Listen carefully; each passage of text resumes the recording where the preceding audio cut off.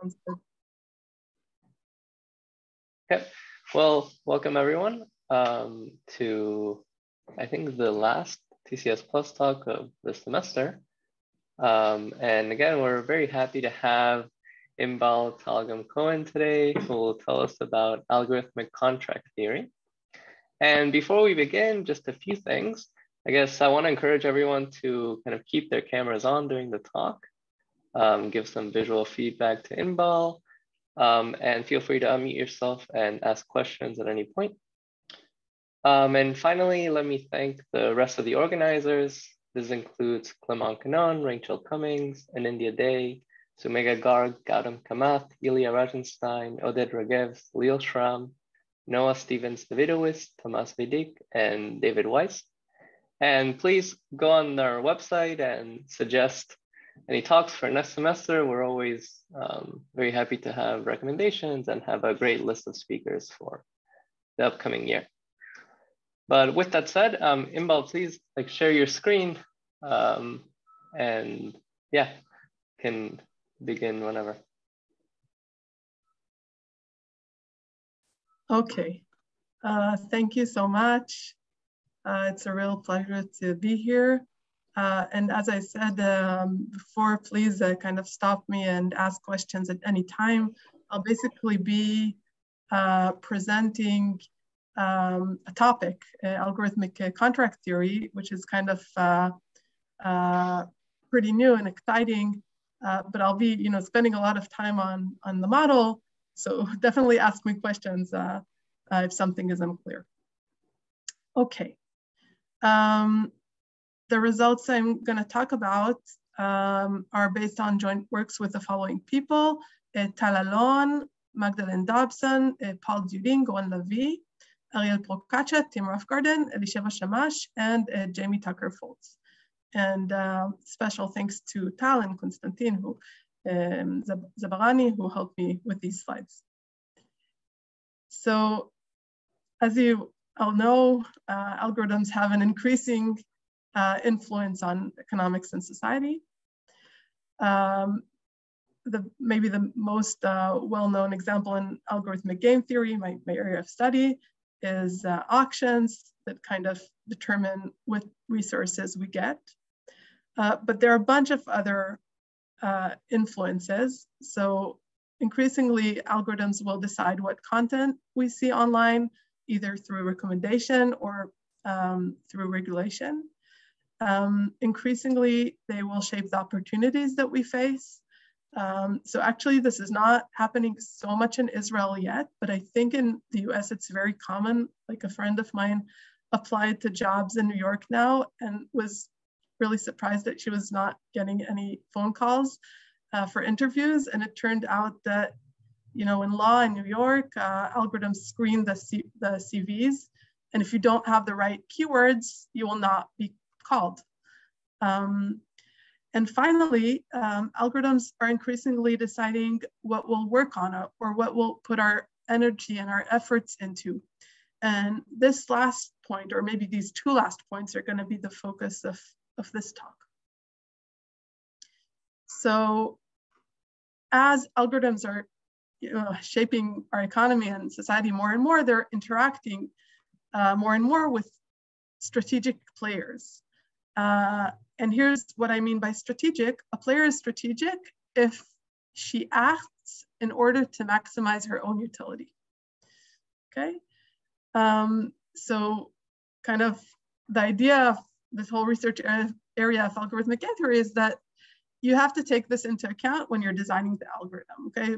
You have to take into account the fact that you're interacting with a strategic player and you have to incentivize this player and create an alignment of interests between you as the algorithm designer and the strategic players that you're interacting with and influencing. And what better way to do this but to kind of combine forces of computer science and algorithms with economics and game theory, which are kind of the disciplines that really study incentives, the science of incentives. So I'm going to give you an example that's going to be our running example in this talk. So let's think of internet marketing. And here I'm going to have a strategic player, a marketing agent. And her job is to promote a website. She's hired by the website owner to promote a website. And what could strategic behavior look like here? Well, I mean, her job is basically to kind of edit the content of the website so that search engines or the algorithms that are behind them will rank the websites as relevant, okay, and high quality. And what can she do? She can put real effort into kind of improving the content of the website. She can also do something strategic, which is to artificially embed keywords that she knows are popular and will kind of raise the rank of the website.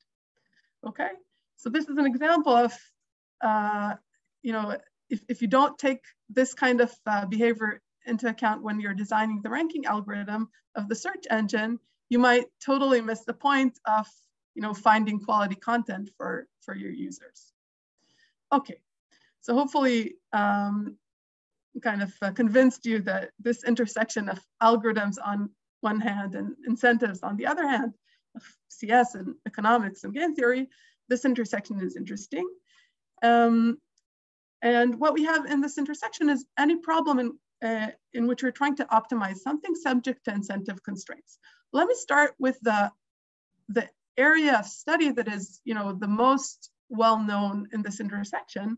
This is not going to be the topic of the talk, but let me start with it because it's the best known and we can build from it. So this is known as algorithmic mechanism design. And I know there have been a couple of TCS Plus talks on this. So let me kind of give a very quick overview, one slide overview. In algorithmic mechanism design, what we do, we basically, it's basically a subset of algorithm design in which your algorithm gets input and output as usual. And what makes it different is that, first of all, we'll be focusing mostly on optimization about who gets what, okay, resource allocation kind of optimization. And second of all, most importantly, the input is reported by strategic players. Okay, so to decide who gets what, you need to kind of see who values what. If you want to do this maybe socially efficiently or maybe maximize revenue. And the catch is that the input is reported by strategic players and they might not tell you the truth. Okay, so what we usually do is output not just who gets what, but also how much they have to pay. Okay, we use payments in order to kind of incentivize the players to tell us the truth. So to summarize, mechanism design is basically trying to optimize something, maybe welfare, maybe revenue, this is subject to constraints that come from the fact that the input is reported by strategic players, okay? And we want them to tell the truth. Up till now, this is kind of 20 years of study, very fruitful and active research area still to this day. Okay, now kind of what I want to say, what I wanted to convince you of is that this is only one sub area within the intersection of algorithm design and incentive design. Okay, and there are a bunch of other things that we can study. Besides algorithmic mechanism design, which is based on theory of mechanism design economics, which is very important, but there are a few Nobel Prizes that have been rewarded to the study, and we look at it algorithmically. There's also another area called contract design. It's also been recognized by a Nobel Prize, and it's for some reason been looked at much less from the algorithmic perspective. Okay, and this is going to be my main topic. By the way, there's also information design, which is pretty new and exciting as well, but that's for a different talk. Okay, so we're going to focus on algorithmic contract design. And let me show you what it looks like. Whoops, okay. Any questions up till now? Okay, so what is a contract? So a contract is an economic mechanism that is trying to incentivize a strategic player not to tell the truth, like mechanism design, but to put in effort. Okay, if you want a strategic player to work for you, you need you need to pay them, you need to compensate them. So you can think back to our example of the marketing agent who's trying to promote a website. She's editing the content of the website. She's putting in more or less effort, and you need to compensate her for that. Okay. A couple of examples. Contracts are used when you're outsourcing a task to somebody else, for example, to a freelancer. A kind of contract is used also when you're trying to get, say, a student to study your course material. Okay, you're trying to get them to put in effort. You're obviously not paying them money, but you are paying them through grading system. Okay, so you are incentivizing them in some sense. These are examples of contracts. Contracts are basically everywhere. This quote is from the explanation material that was published with the Nobel Prize that recognized contract theory in economics. It basically starts by saying that modern economies are held together by innumerable contracts. Okay. Indeed, in our internet marketing example, we have a contractual setting where an agent is hired by the website owner or the principal. She needs to put an effort to promote the website. That's her action, okay? And let me already at this early point out a couple of defining features of this economic relation I'm not even talking yet about algorithms, but just like what's the key aspects of the economic relationship. So the first thing is when you're asking somebody to do something for you, you don't really see what, you don't want to follow their every move. If you're hiring a freelancer, you care about the bottom line that the freelancer is achieving for you, the results that they get for you. You don't really want to watch every step that they take. Because otherwise, maybe you would just do it yourself. You wouldn't hire somebody to do it for you. Okay. Second of all, there's something that's called limited liability. Okay, that's the formal name. And the economic idea is very simple. It's that payments are in this economic relationship flowing from the principal, the website owner, the person who is hiring the worker or the agent to the agent. Okay, and that makes a lot of sense, right? If you're hiring somebody to do work for you, you only pay them. Okay, if you're grading a student, you don't give negative grades. Okay. Now, what motivates an algorithmic look at these kinds of economic relations? So it's exactly like in mechanisms. The thing is that these simple economic relationships, they're moving online and they're becoming increasingly complex and large scale and fast and data driven. So if we look at the examples that we mentioned before, instead of outsourcing a task to a freelancer, you can think of these online labor markets or freelancing platforms in which there are thousands or much more workers that are being delegated tasks by principals, by people who have tasks that they want performed for them. If we're thinking of getting a student to learn our course material, now that we have MOOCs, you have to do this on a much larger scale. Okay, and this is motivating an algorithmic approach to this area of economics that is no less important than mechanism design. So how does I have a quick question. Is this different from the principal agent models? Is it kind of a rebranding of that? Or are there substantive differences between the contract theory and just principal agent models? So what do you mean when you say principal agent model? Well, there's a principal and they're trying to motivate an agent to do something and they can't exactly observe what's going on and they try to design rewards to motivate them. No, that sounds exactly like what I'm describing. Like the key features of the model are the two things I mentioned before, that you can't observe the action, which sounds exactly what you were describing.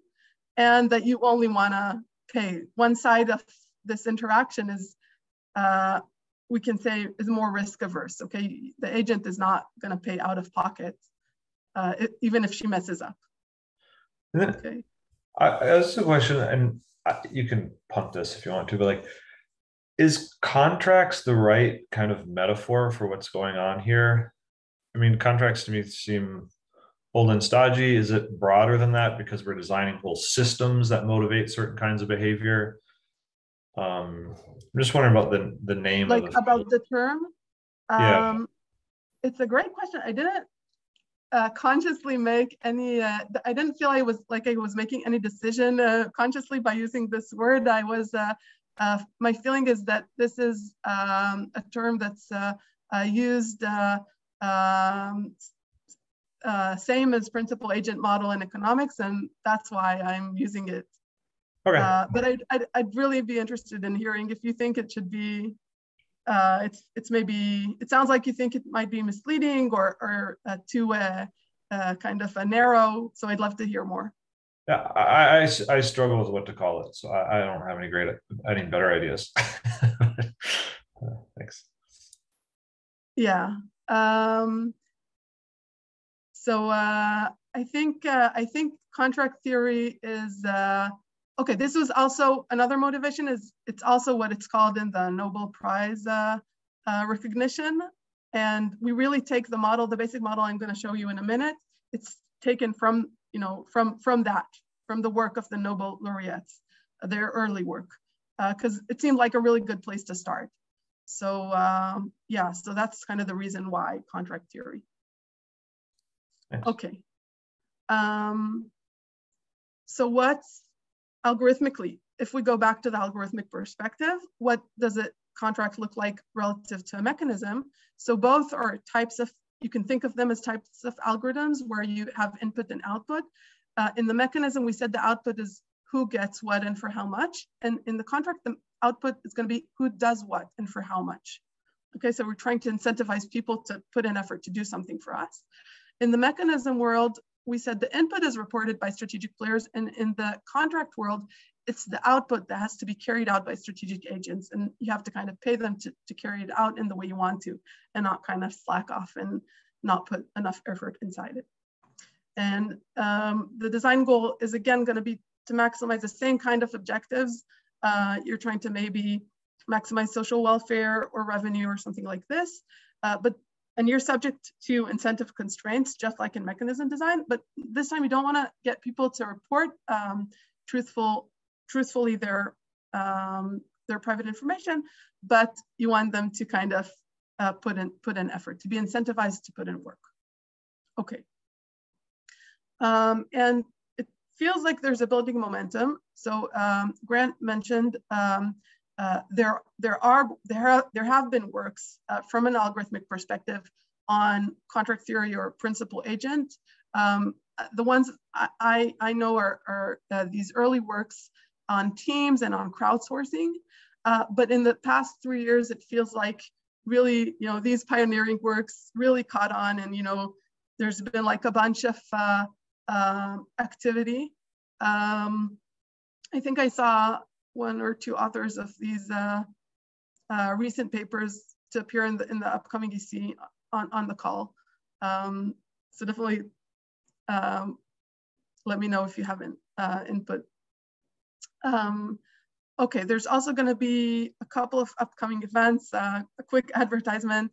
Paul Duding and myself are holding a workshop at EC, and there's a sister workshop at Stock Theory Fest this summer, both happening this summer.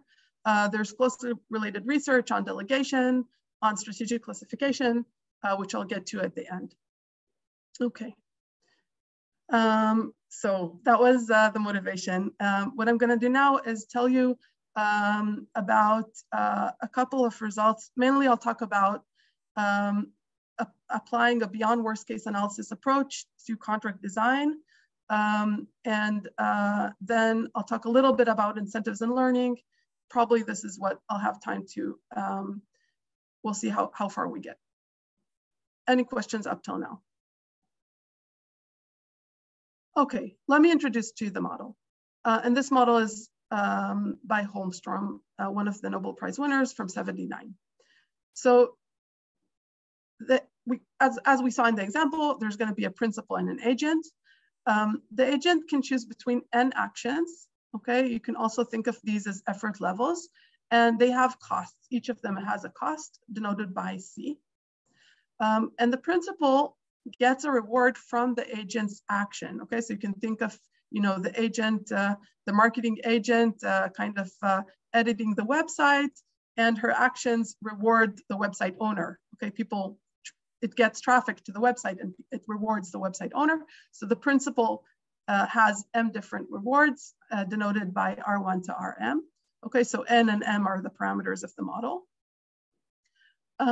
Every action induces a distribution over the rewards. Okay, and I'm going to denote the distribution by capital Fi for action I. Capital Fij is the probability that action A will yield a reward Rj. And one more piece of notation here that's going to be useful. Capital Ri is going to be the expected reward that the agent gets the principal if she takes action I. So to summarize the model, the setting, it's a vector of costs for different levels of effort of the agent.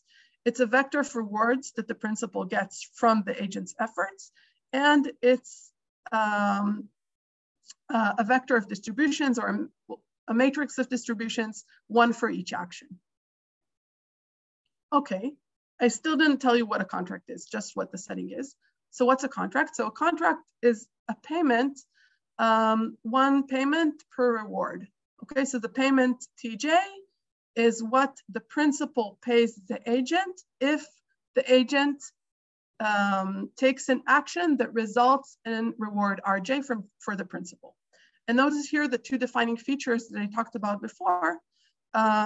First of all, it makes sense to pay for the reward because you don't see the effort level, you don't see the action, you only see the reward.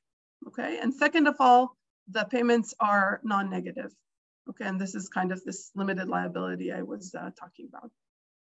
Okay, so it's just like we introduced the notation of capital Ri, which is the expected reward for action I. There's also capital Ti, which is the expected payment from the principal to the agent for action AI. Okay, now let's talk about incentives.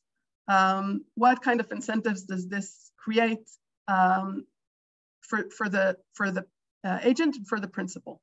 The agent is going to look at the contract, and for every action she can take, for action I, for example, she will kind of compute what she'll be paid in expectation minus how much the action costs her. Okay, so capital Ti minus Ci.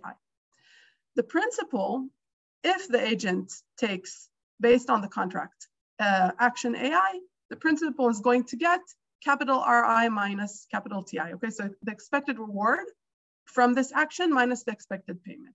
So we can think of this economically as taking the welfare pie, which results if the agent takes action I.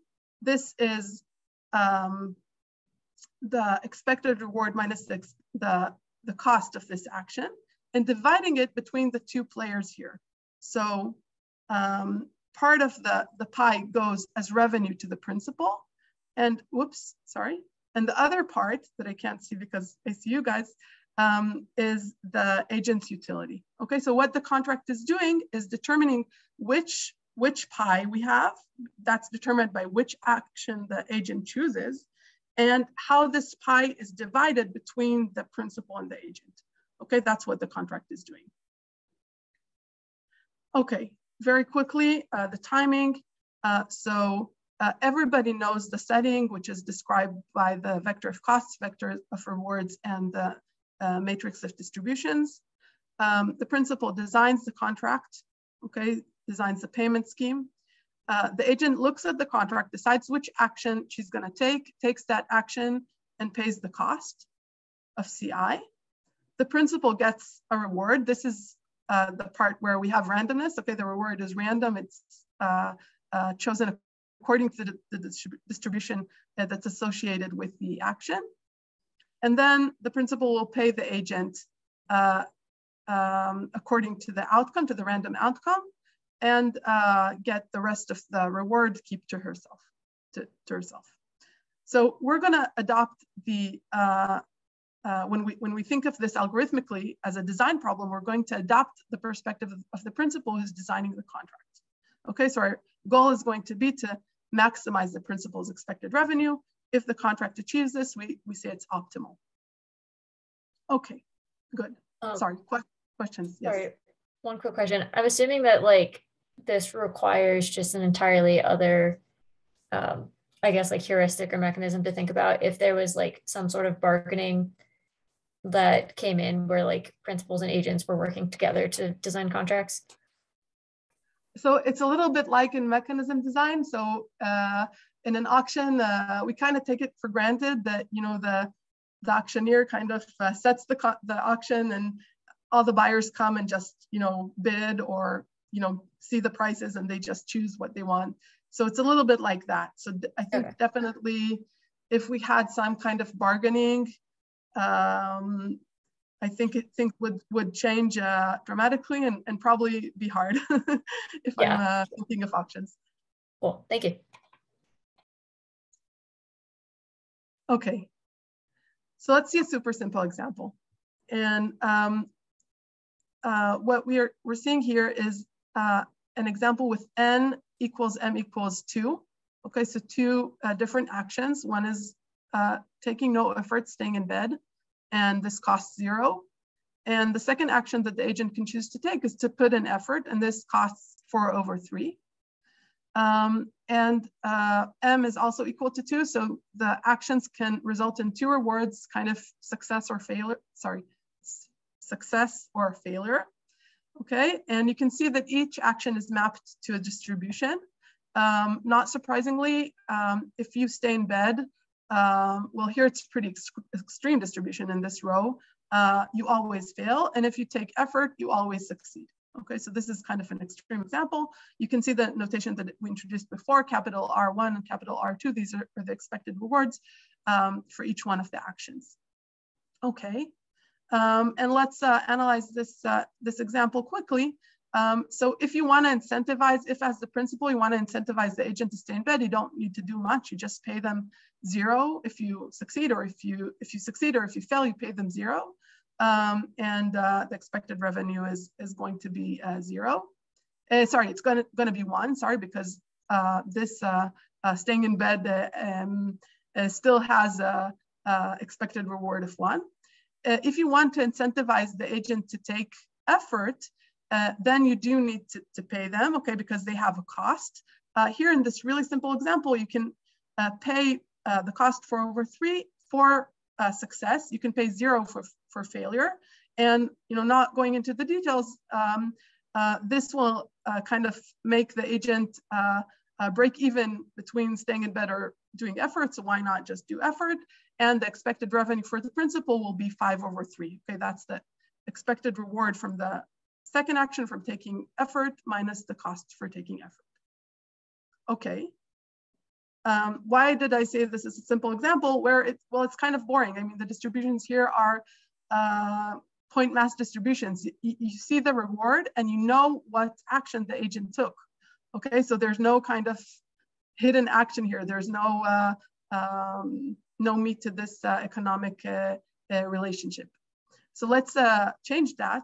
If we make even the slightest change, so we make it a little bit ambiguous. If you succeed, whether you put in effort or not, because there's a small epsilon chance that you didn't put in any effort, you stayed in bed and you still succeeded.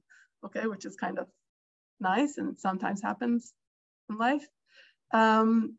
In this case, things change. Okay, so you no longer are able to incentivize the second action by paying 4/3 for success and 0 for failure. You need to pay more.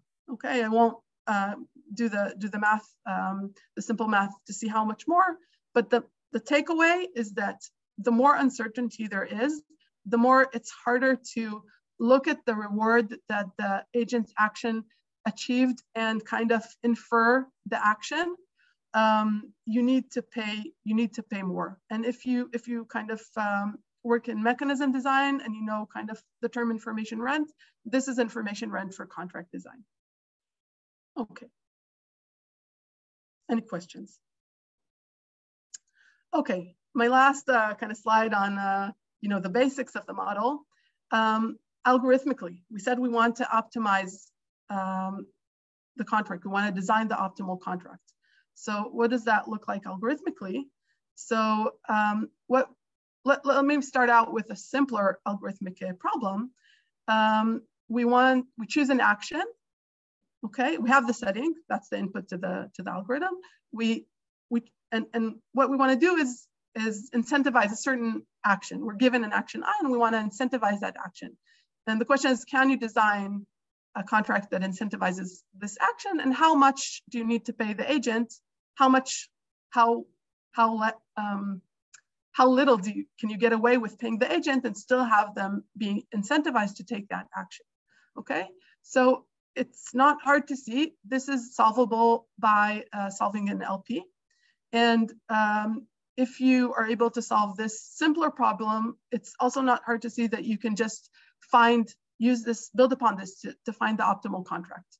Okay, you just solve n versions of this problem, one for each action. Okay, so you check how little do I need to pay the agent to take the first action and second action and so on. And then you can as a principal, you can just compute, what's your revenue from each one of the actions, and you can decide, and that's the optimal contract. Okay, so leading into the result I'm going to show you, this approach does not close the interesting questions. There's still algorithmic challenges. Why? The LP-based approach, it's an LP. The contract comes out of an LP. So, the payments, they're just something. There's something weird. What I mean weird, so it can even be that as an agent,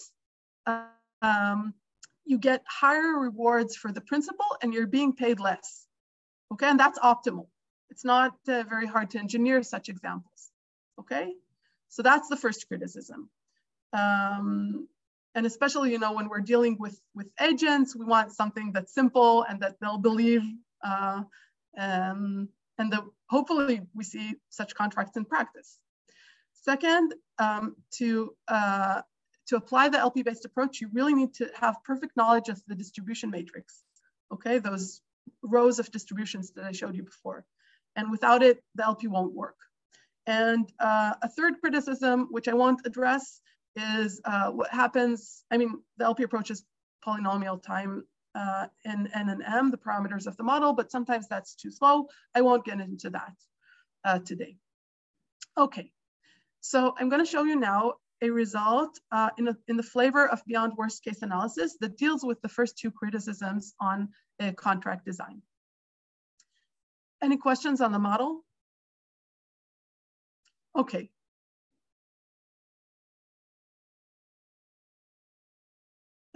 Okay. So. Wait, sorry, Inbal? Yes. Can you say again in what sense the LP solution seems arbitrary? I missed the key point. So the LP solution, it spits out payments. One payment for each reward that the actions of the agents can get the principal. And the payments just seem arbitrary. For example, it can happen that the agent is able to get a higher reward for the principal, and this will result in her being paid less than if she got a lousy reward for the principal. Okay, so for example, that's really counterintuitive, and you'd never see such a contract in practice because, because people would just kind of hide their achievements and kind of say, oh no, I didn't achieve this many. the marketing agent didn't get that much traffic to the website, she'll kind of shade it down. So it doesn't happen. It's unrealistic. And we're interested in understanding when contracts that do make economic sense, when are they optimal? Okay. So again, for people working on mechanism design, it's exactly in the spirit of simple versus optimal mechanism design. Okay, often you would prefer a simple auction that is maybe not optimal, but maybe in some sense close to optimal, or I'll be talking about robustly optimal, and you'll prefer that to the actually optimal mechanism, which is just weird and nobody would want to use it. So the same thing happens for contracts. Inbal, I have another question. So in information elicitation, mechanism design for information elicitation, there's a sense in which there's two strategies. One is how much effort the agent puts in, and the other is whether or not they report truthfully. And it seems like that's kind of what's coming up here, is that the agent really has two strategies. They determine how much effort they put in, but then also they can always shade things down at the end if they so choose. There's kind of a second part of the strategy. Have people explicitly modeled that here, or do they kind of implicitly hide it?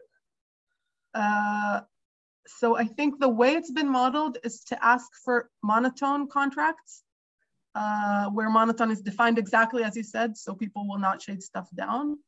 But that's really interesting. I don't know. I would like to think about that more. Okay. Okay, let me, unless there are any other questions. Okay, so let me tell you a little bit about a result in this kind of very exciting to me field. So the idea is going to be as follows. It's an idea that's due to Carroll. If the optimal contract is kind of arbitrary, unrealistic, not satisfying, let's explore other optimality notions. And here's the theorem that I'll show stated informally.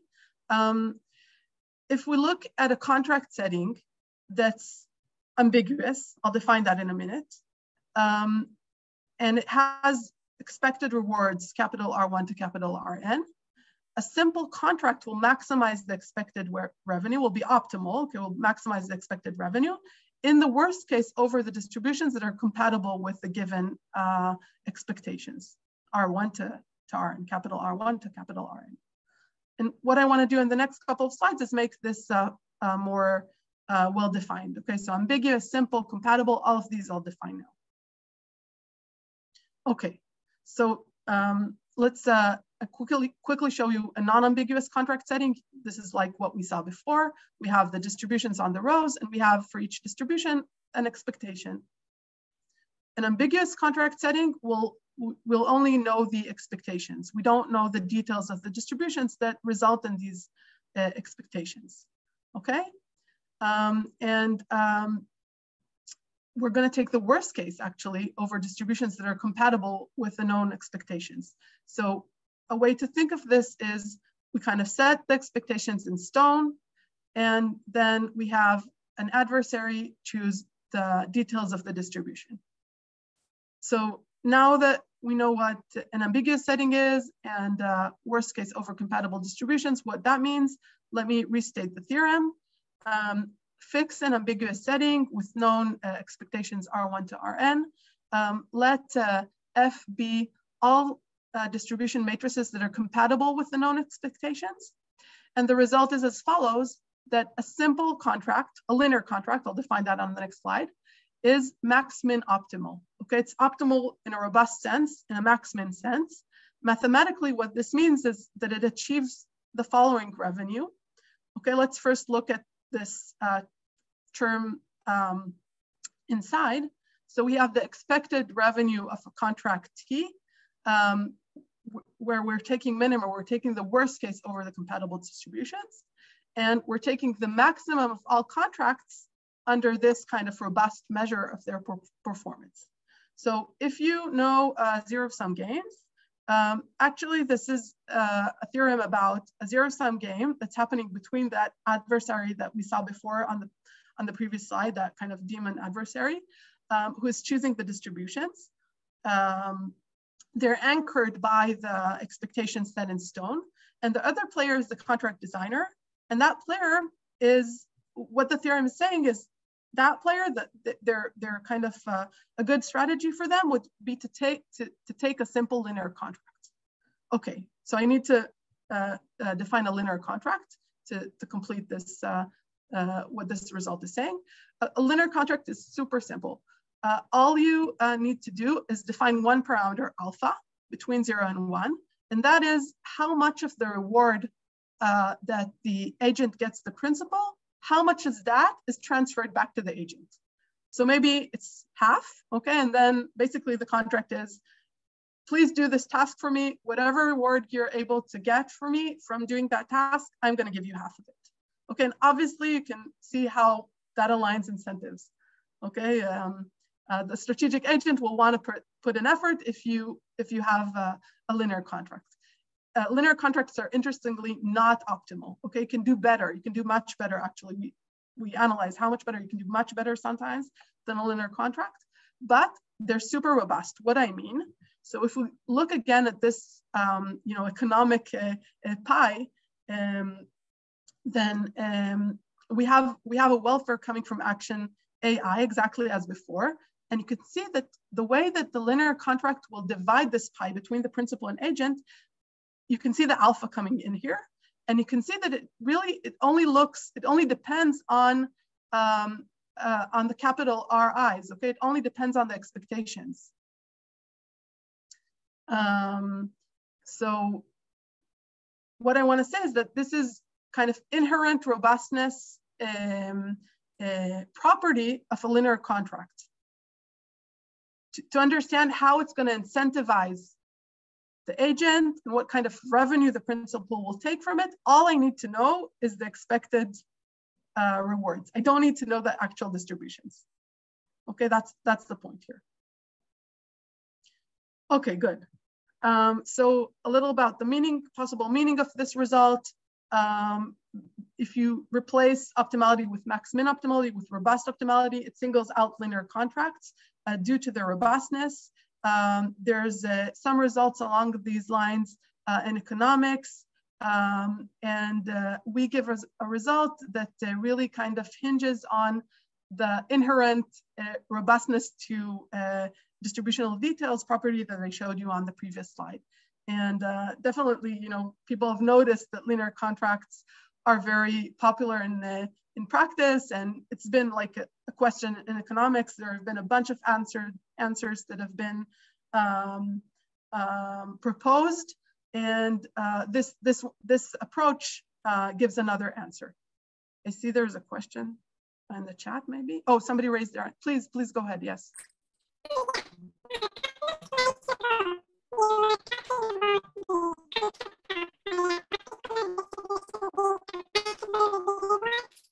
Oh, I hear you really badly.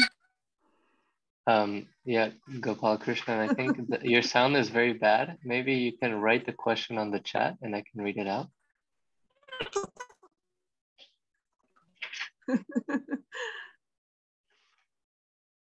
Here, in the meantime, okay, let me go on one. Let me go on, and once we have the question, I'll okay. A little bit about how we prove this. We show a key lemma. The distance between the lemma and the theorem is very short. It's only using the robustness of the linear contract. The key lemma says that if you fix an ambiguous setting in which you only know the expectations of the distributions for sure, and you look at any contract T that's maybe nonlinear, general contract T, there exist distributions that are compatible with the given expectations and some linear contract, such that the expected revenue that the linear contract gets is at least that of the given contract. Okay, that's the key lemma. let me show you it. Let me show you a visualization of it. This kind of goes back to the zero-sum game I was describing before between the adversary and the designer. So this matrix is not the matrix of the contract, okay? It's the matrix of the zero-sum game. What I have on the rows are all the different contracts that the designer can pick, okay? By the way, I'm fixing here the setting, I'm fixing the expectations of the distributions. What I have on the column is basically all the strategies of the adversary, okay? All the compatible distributions. And as usual in games, if I look at a particular contract and I look at the particular matrix of compatible distributions, what I get in the intersection is the expected revenue. Okay, so that's just the matrix of the zero-sum game. And the lemma is saying the following. It's saying, I copied it here again, it's saying that take any contract T, okay, take any row here that's maybe non-linear. There's gonna be a different linear contract and a column of compatible distributions such that the expected revenue that the linear contract gives me for this column, for these compatible distributions, is better than, weakly better than the one that's given by the contract. Okay, and another nice thing to kind of point out here is that a linear contract in this kind of view of a zero-sum game, this whole row of the linear contract is gonna be the same. This is the robustness property we were mentioning before.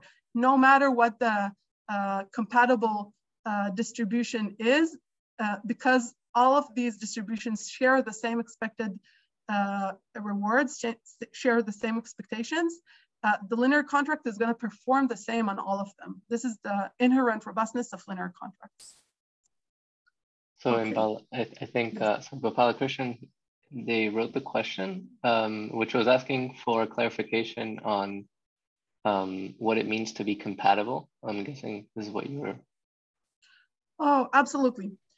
Yes. So my bad for not making this clearer. So let me jump a couple of slides before.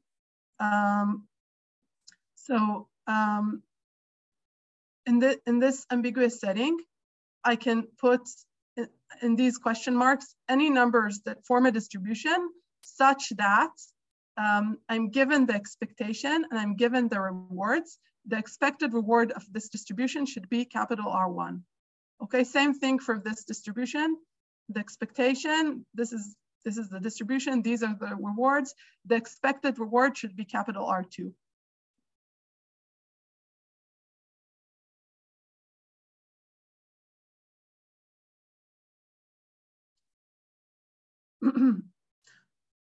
I only see the numbers on the chat and they're going up. So I don't know if this created more questions or answered the question. No, I think it answered okay. the question. Okay, good. Let me see. Let me, I think I will skip the proof sketch of the lemma. So Inbal, I have another question. Yes. I guess, could you also think of a setting of robustness where you get basically the expected cost for a particular reward instead of the expected reward for a particular action? Expected cost for the actions? Right, so you get basically you want to be consistent with the column sums.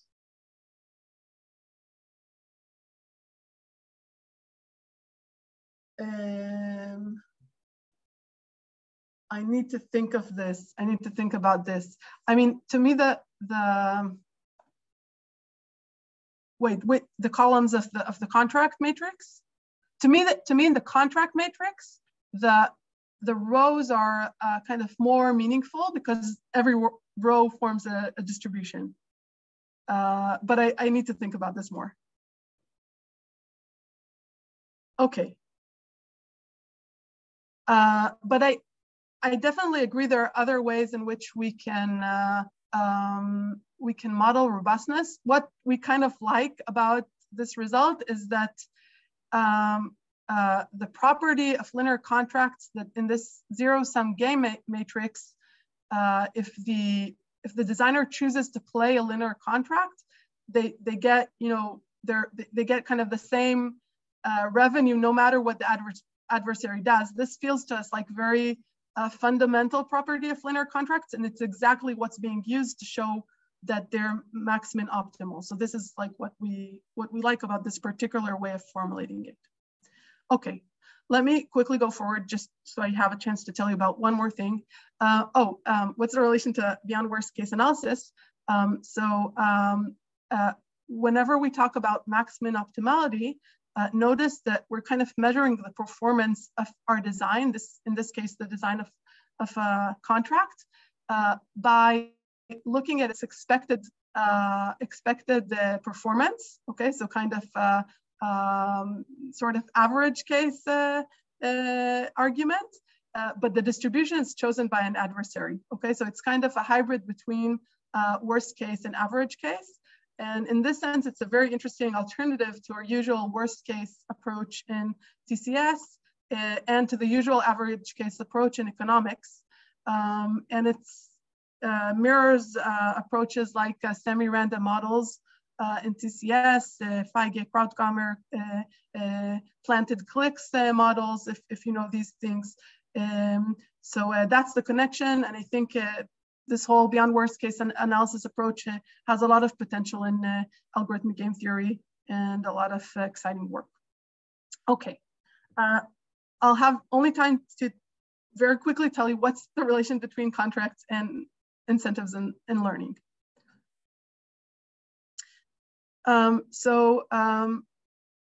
Quickly revisit our internet marketing example. Remember, we had an agent hired by a principal who was the website owner, and her job was to kind of improve the content of the website and promote it. And she could either do it by really putting effort or kind of, you know, artificially embedding keywords. And what I want to consider now is what happens if instead of kind of paying the agent, the incentivization is done through an evaluation scheme. Okay, so the principal will evaluate her work, look at the website and evaluate its quality. Okay, so this is related to a model presented by Kleinberg and Raghavan on evaluation schemes. And the example is really, really cute and relates kind of to all of us as people who kind of teach and grade and TA. So let me quickly show it to you. In an evaluation scheme, this time I'm applying it to a student, but I could just as well apply it to the marketing agent or a bunch of other applications. In this case, I'm applying it to a student, and I want to look at their features, look at their performance on homework, on midterm, on an exam, for example. These are what's called their features.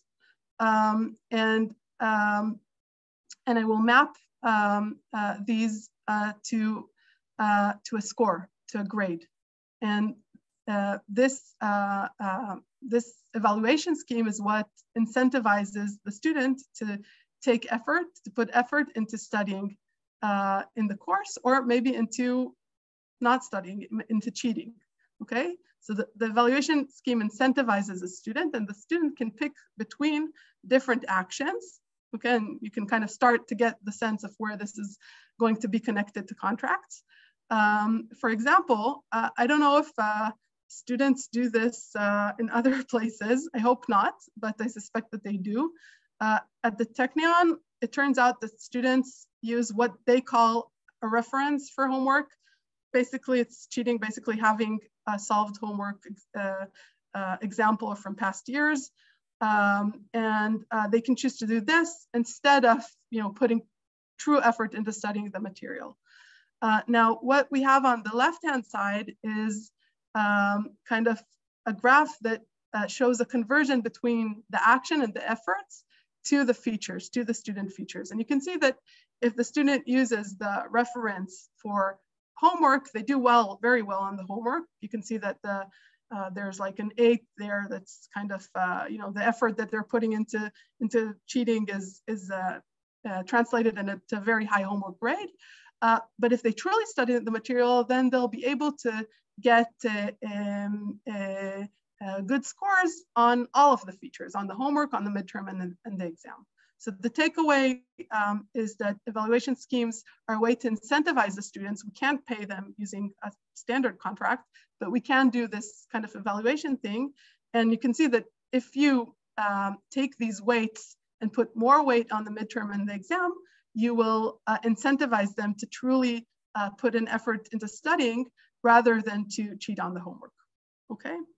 And of course, this kind of simple grading scheme, evaluation scheme here, it can be replaced by a very sophisticated classifier that takes the features and learns, classifies the student into, say, A, B, C, D students. I think I need to plug in just a minute, sorry.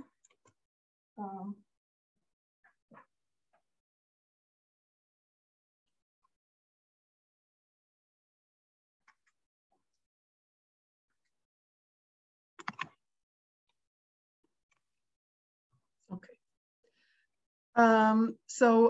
Just one slide on the relation to contracts. After seeing this whole talk on contracts, I think you almost immediately can see it then, that the effort to feature convergent graph, right? We had this kind of diamond in which the left-hand side is effort to feature conversion, and that's kind of what the students come with, their abilities maybe. And we have the right-hand side of the triangle, which is what we design. It's the scoring or the evaluation scheme. So you can kind of map this to a contract setting. So kind of the left-hand side of the diamond is, it induces a contractual setting. Here, I've just kind of copied into a matrix. I've translated the graph into a matrix. And I mean, it's not normalized, but you can normalize it and get distributions on the rows. And then the right-hand side of the diamond, the evaluation scheme, that's just a contract, right? We can think about it as a contract. We can take these weights, the way that we combine, the homework and the midterm and the exam scores. We used weights there. We can just think of those as the contractual payments, and you get a contract, okay? So really what we're doing here is incentivizing effort through classification. And I think this is a really powerful idea that is relevant to a bunch of other scenarios. And it shows that if we get a better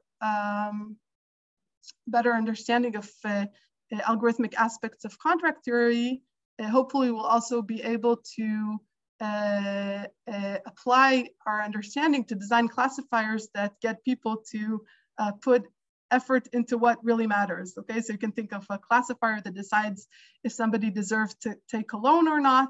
You definitely want the classifier to incentivize people to behave financially in a responsible way rather than, I don't know, to take out artificially more and more credit cards or something like this.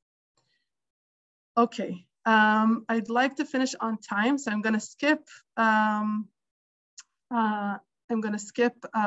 A few slides. Okay, these are slides I never hope to get to. I see there are some questions on the chat. Should I answer them now or summarize and then maybe take questions?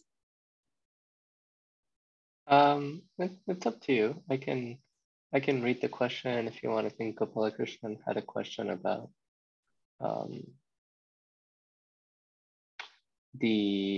whether the underlying distribution that it was neither known to the principal nor to the agent, or if it's revealed to. Mm-hmm. Okay, good. So let me actually let me answer that at the end and just first kind of summarize.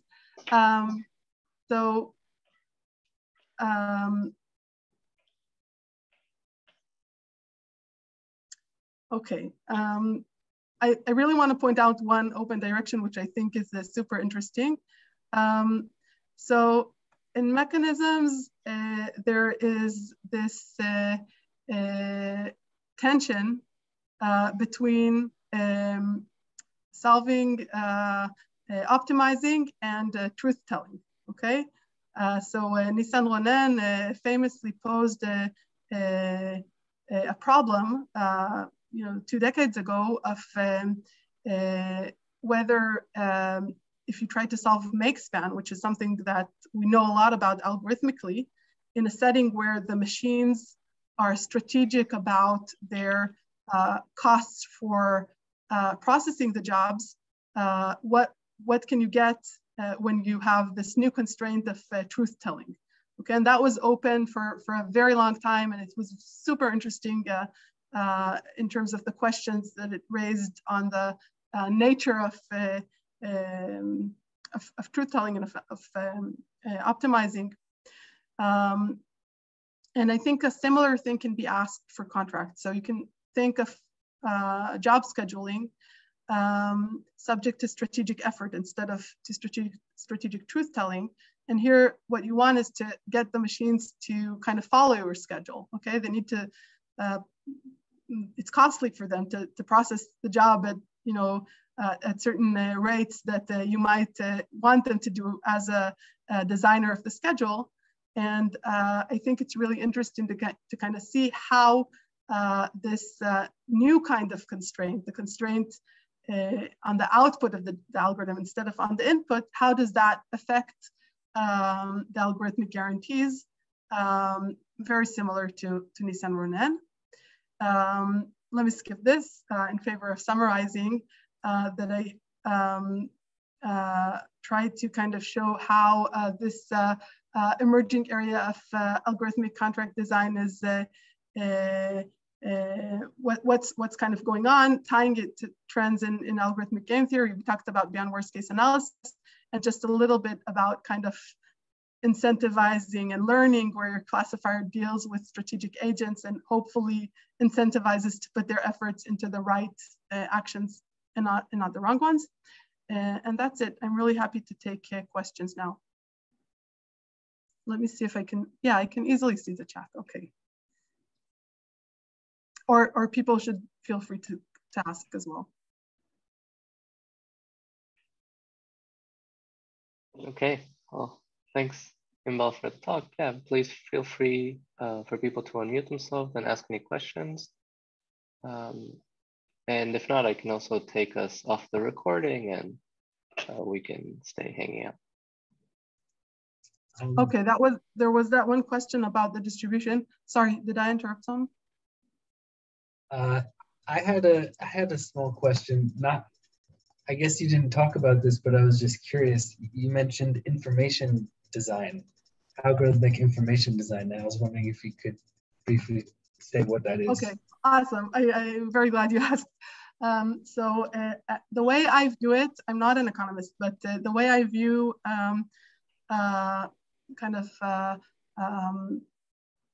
the area of microeconomics that looks at asymmetry of information is that you can think about 3 different asymmetries of information. This gives you 3 research areas: mechanisms, contracts, and information design. In information design, what's interesting is that the principal is the one who knows more, right? And in contracts, the agent knew more about their actions, and the principal was trying to kind of incentivize them to actually work, right? The student knows whether they work or not, or they cheat, and the principal doesn't know that. But in information design, it's the opposite. It's the principal knows more, but wants to kind of strategically reveal what they know to persuade the agents to take some action. So it's different asymmetries of information and different ways of designing or of incentivizing. All of the problems are optimization subject to incentive constraints, but the 3 branches are really different. I mean, they really pose new challenges. And after seeing, for a few years how kind of rich information design, algorithmic information design is, I feel certain that algorithmic contract design will have the same kind of richness. Awesome, thanks.